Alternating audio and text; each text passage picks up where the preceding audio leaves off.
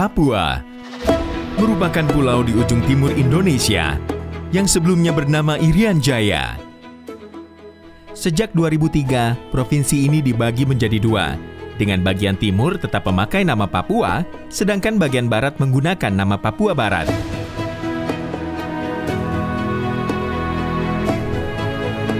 Tahun 2001, Undang-Undang Otsus Papua disahkan sebagai upaya akselerasi pembangunan, mempermudah pelayanan, serta pemberdayaan seluruh masyarakat Papua dan Papua Barat, agar setara dengan daerah lain di Indonesia. Hingga 2021 lalu, kebijakan Otsus dengan kucuran dana mencapai 139,65 triliun rupiah berhasil mendorong berbagai capaian di Papua dan Papua Barat. Mulai dari peningkatan indeks pembangunan manusia yang lebih tinggi dari rata-rata nasional, hingga penurunan signifikan angka kemiskinan.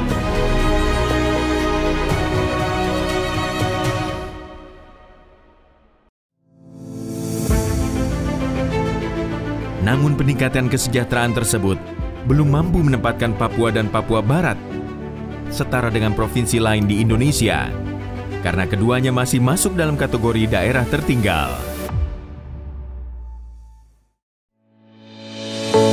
Menindaklanjuti Undang-Undang Otsus tahun 2021, pemerintah bersama DPR kemudian membahas pemekaran daerah otonom baru atau DOB, yakni Provinsi Papua Tengah, Provinsi Papua Selatan, dan Provinsi Papua Pegunungan.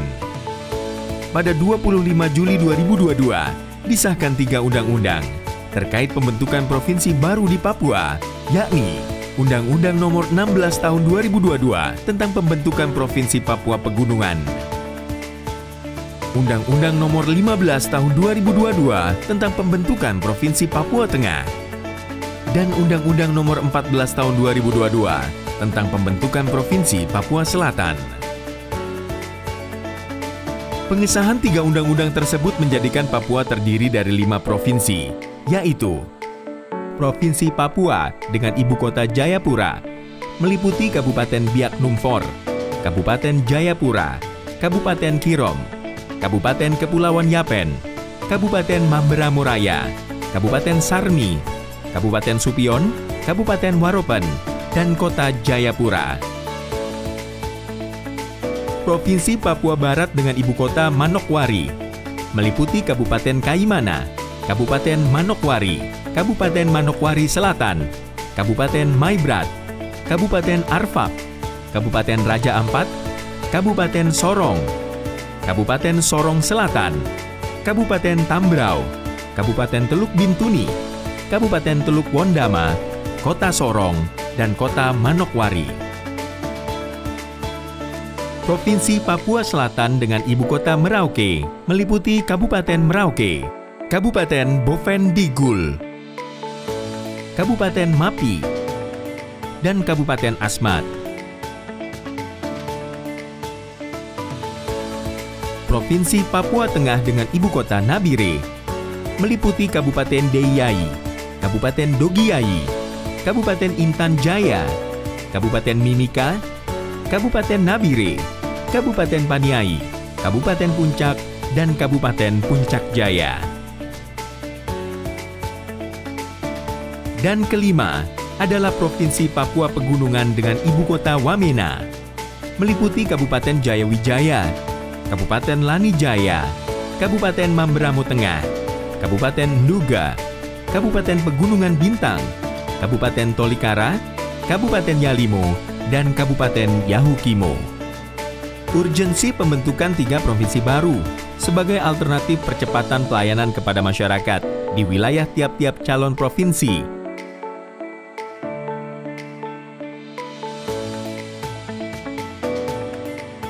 Pembangunan dapat lebih terfokus dengan rentang kendali lebih dekat.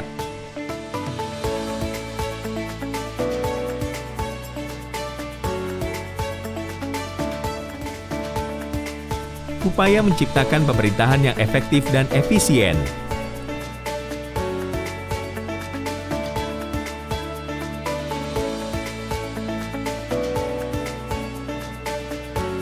Memperkuat eksistensi, serta peran wilayah adat dan budaya sebagai modal sosial.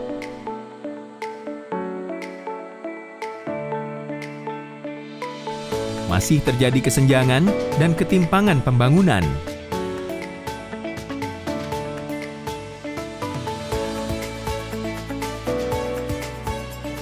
Menjawab tantangan pembangunan dan tingkat kesejahteraan masyarakat.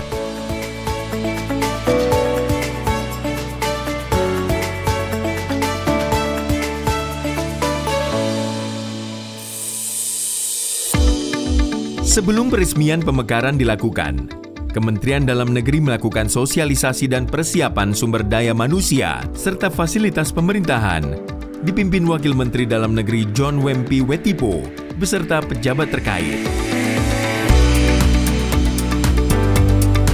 Dialog dengan DPRD se-Papua juga dilakukan Wamendagri dalam rangkaian sosialisasi tersebut di Sorong, Papua Barat.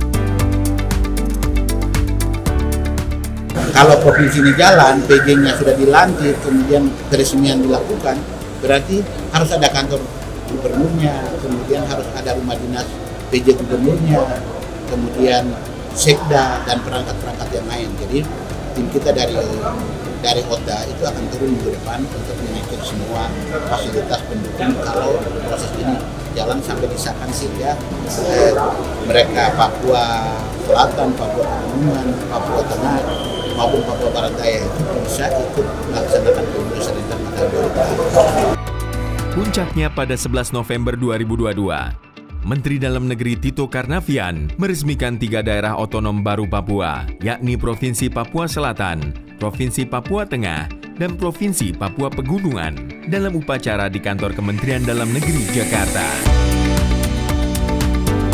Dalam sambutannya, Mendagri Tito Karnavian mengatakan bahwa pemekaran 3 daerah otonom baru di Papua diharapkan memberikan dampak positif bagi pembangunan, terutama masyarakat. Hari ini kita laksanakan pelantikan untuk menandai de facto 3 provinsi baru Indonesia dari 34 menjadi 37. Indonesia memiliki sekarang 37 provinsi. 5 diantaranya adalah di tanah Papua. Pemekaran ini dapat kita lakukan tentu akan membuat semua proses manajemen pemerintahan, layanan publik akan lebih mudah. Yang dari Bovendigul tidak perlu ke Jayapura lagi, cukup ke Merauke. Dari Asmat juga cukup ke Merauke. Ada gubernurnya di sana, Pak Apolos. Kemudian juga ya dari Dogiai, Intan Jaya nggak perlu ke Jayapura lagi, cukup ke Nabire. Ada Ibu Rifka Haluk di sana. Kemudian juga sama dari Yalimo, dari Nduga, tidak usah jauh-jauh terbang ke Jayapura, tapi cukup berurusan dengan Pak Nicholas Kondomo sebagai penjabat gubernurnya di Wamena. Dan kita doakan terjadi percepatan pembangunan di Papua. Dan kepada para penjabat, saya mohon betul-betul bekerja dengan hati. Anggaran dana yang ada, dana otsus sudah dinaikkan dari 2% menjadi 2,25% dana alokasi umum nasional. Anggaran yang ada setiap rupiah gunakan betul untuk kepentingan rakyat. Dan lahirnya 3 provinsi baru ini akan dapat mempercepat pembangunan di Papua, meningkatkan kesejahteraan dan taraf hidup orang, terutama orang asli Papua. Bersamaan dengan peresmian, Mendagri juga melantik ketiga penjabat gubernur, masing-masing Apollo Savanpo sebagai penjabat gubernur Papua Selatan, Rifka Haluk sebagai penjabat gubernur Papua Tengah, dan Nikolaus Kondomo sebagai penjabat gubernur Papua Pegunungan.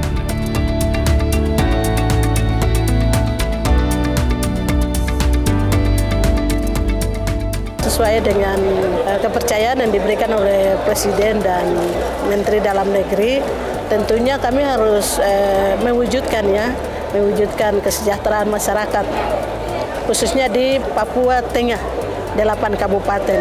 Dampak dari pemekaran ini harus dirasakan oleh rakyat. Itu yang dinantikan dan ya memang harus kita akan lakukan kerja keras dan cepat. kita bisa hidup lebih baik daripada hari ini. Karena sebelum pemekaran wilayah Papua begitu besar, tetapi dengan pemekaran ini berarti pelayanan kepada masyarakat itu lebih terarah. Untuk DOB ini saya berharap dapat menjadi sesuatu yang baru bagi kami generasi Papua ke depan. Saya percaya dengan pejabat yang baru, rencana negara dan kebaikan negara dapat disalurkan kepada kami masyarakat Papua.